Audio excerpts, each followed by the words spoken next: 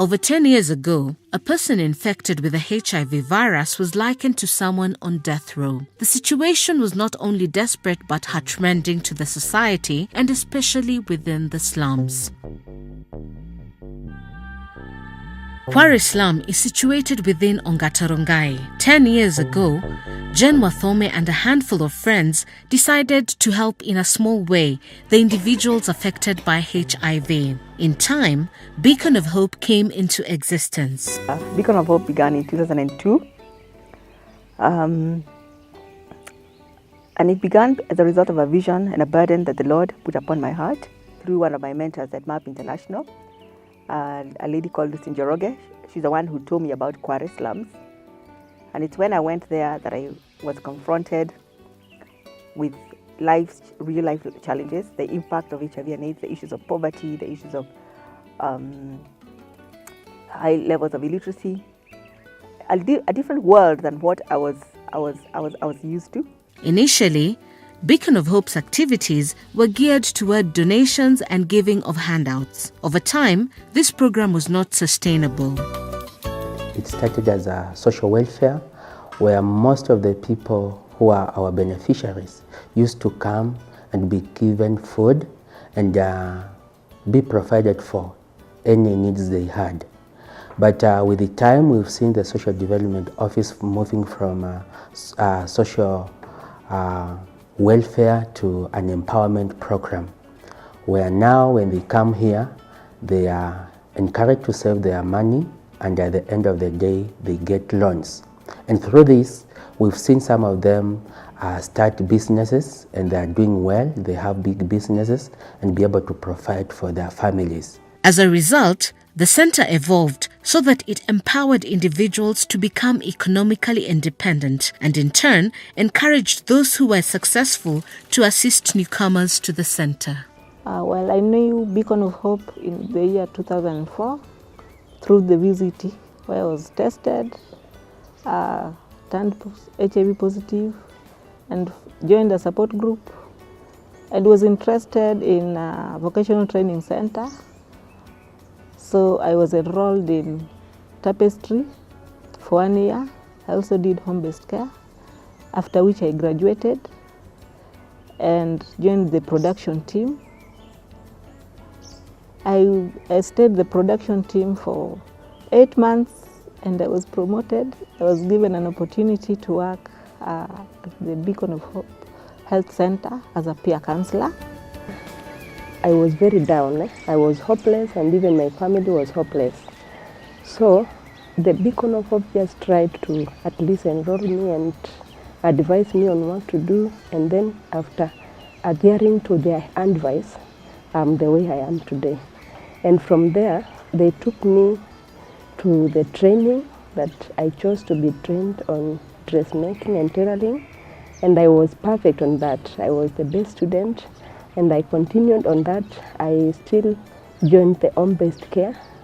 And then I was chosen to be one of their CHV. So I'm now working in the community as a community health volunteer. From humble beginnings at Mongo House, Beacon of Hope has grown into a center of excellence that not only caters for those afflicted and affected by HIV and AIDS, but also the wider Ongata Rongai community. The little clinic we started was to just deal with the opportunistic conditions. It was run by a volunteer, and it was primarily just focusing on the HIV clients that we had. As we went on, the numbers kept on increasing and increasing. We rented extra premises in a building across the road to shift some of our vocational trainings, some of our training courses across the road. But that was not going to be sustainable. And by the time we got there, for me, it was very clear we wanted to have a center that was going to be transforming not just one life, but very many lives. And we also are looking at sustainability and our long-term future. So we had already begun praying and trusting God for a piece of land, and in 2007 we were able to procure this piece of land, and in 2008 we moved in.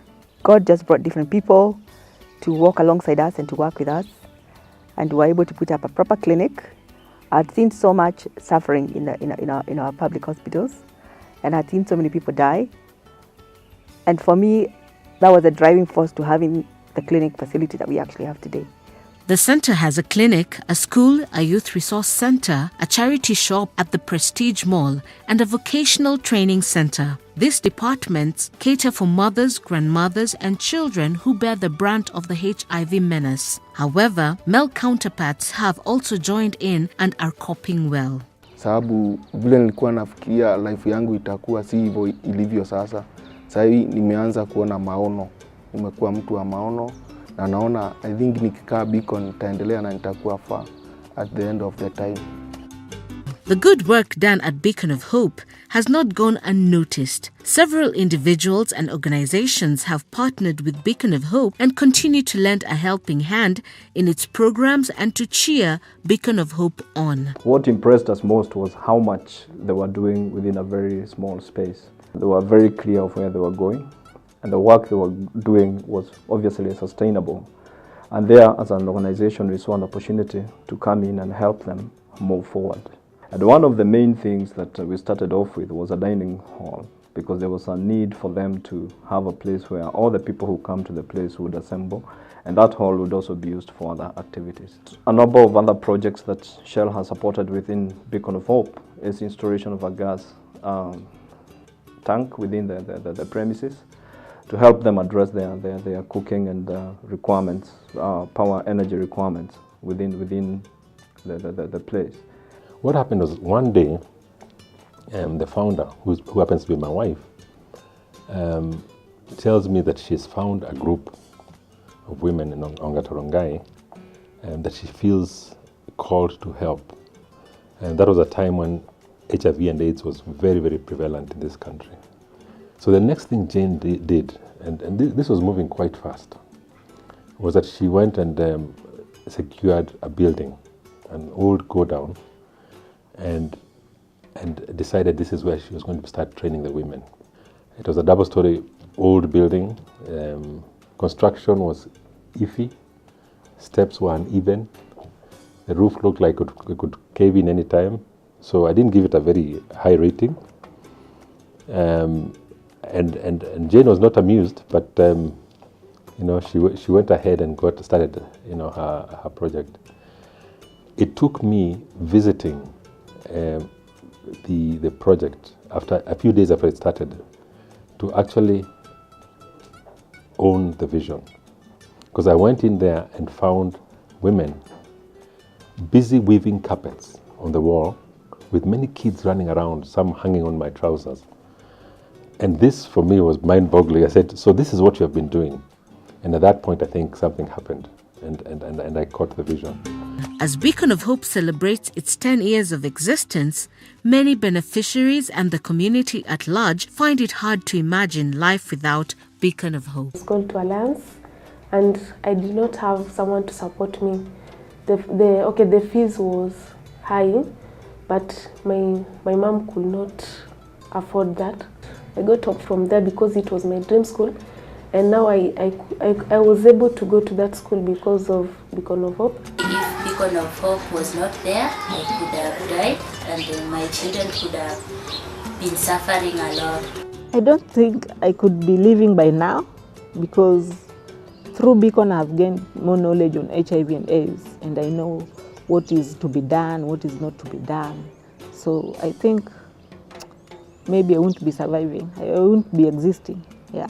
If Beacon of Hope wasn't there, we could see a lot of women engaging in prostitution so as to be able to get or to bring food to their children.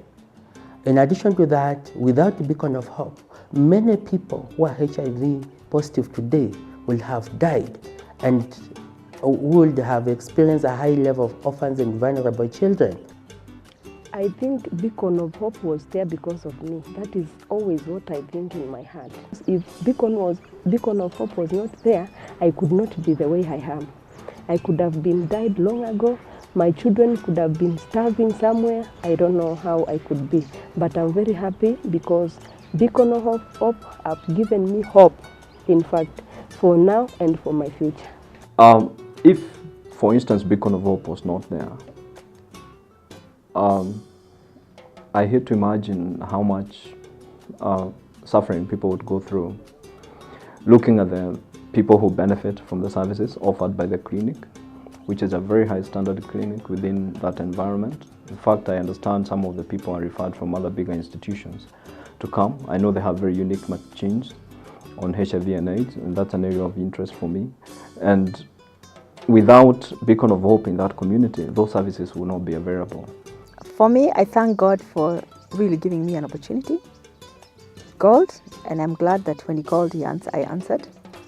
I consider it a privilege, and I take it with a lot of humility, that even the people that we work with, the women I work with, the children that we work with, the youth that we work with, embrace the Beacon of Hope, embrace the vision. I'm also grateful to the staff that we work with, that many of them have been with us since Beacon of Hope started and have continued to serve with diligence and with passion. Again, I'm grateful for that.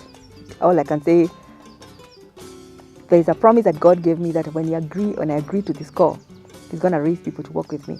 And it's really been true to that promise.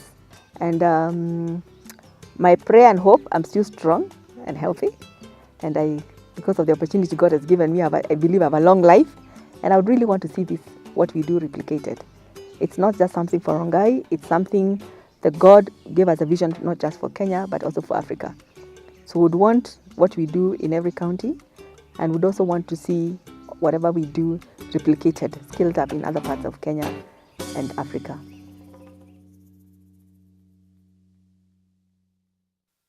The Beacon of Hope Centre consists of a vocational training centre, a kindergarten and a comprehensive healthcare unit, and that's where Dr. Biden made her first stop today. The director, Jane Wathome, founded the centre 8 years ago. And we started with 25 women and their children. Most of those women were infected and affected by HIV and AIDS. And they wanted to be empowered with a skill that can help them earn a decent livelihood, as opposed to where they were exposing themselves to HIV and AIDS. Today, hundreds of women and children benefit from the various programs offered at the Beacon of Hope Centre. Dr. Biden visited children at the kindergarten.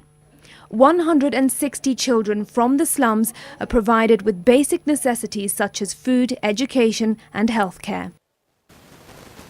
Dr. Biden also visited the Vocational Training Centre, which offers craft and skills development to women in the community.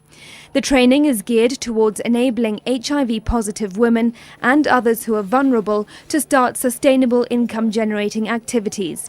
Jane Wathome believes she's empowered these women. I think for me the greatest success is seeing transformation in 3 areas. Psychological transformation that we have seen. We've seen spiritual transformation. We've seen economic empowerment. Dr. Biden took a moment to acknowledge Jane's efforts in transforming the lives of so many women and children. I can see how Jane has done such a wonderful job in empowering women. So God sent you this angel. The theme of empowering women continued today. During her visit to the Beacon of Hope Centre, Dr. Biden learnt how women from 3 different generations are continuously being urged to help themselves and better their own lives through education and self-help work. It's a theme that Dr. Biden continues to support. Smriti Vidyarthi, NTV, at the Beacon of Hope Centre, Ongata Rongai.